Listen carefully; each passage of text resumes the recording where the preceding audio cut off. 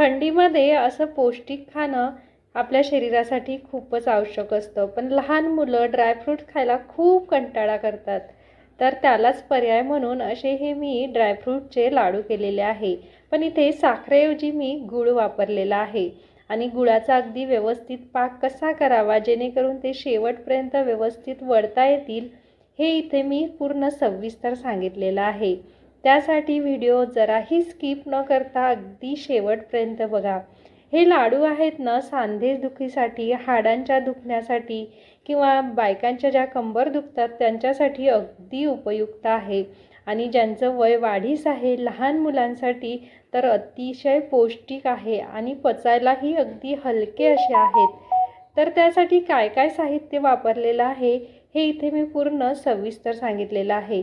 त्यासाठी व्हिडिओ जराही स्किप करू नका.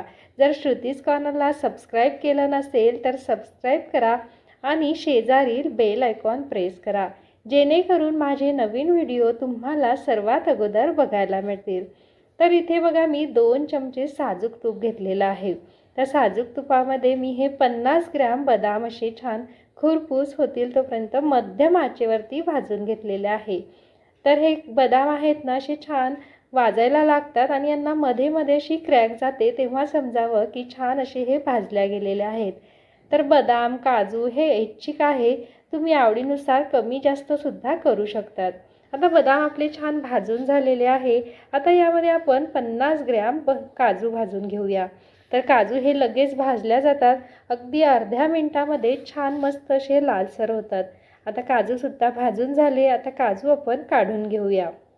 त्यानंतर यामध्ये 50 ग्रॅम पिस्ता घेतलेला आहे. तर तो सुद्धा हलकासा अगदी 30 सेकंद म्हणजेच अर्धा मिनटं भाजून घ्यायचा.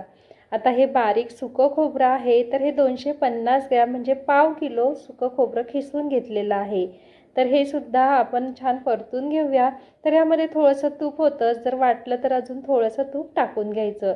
आणि हे खोबरं भाजायला खूप जास्त वेळ लागत नाही, अगदी लगेच भाजून होतं. तर खुरपूस अशा रंगावरती याला आपण भाजून घेतलेलं आहे. आता छान मस्त हाडांना बळकटी यावी यासाठी मस्त आपण यामध्ये खारीक टाकणार आहोत.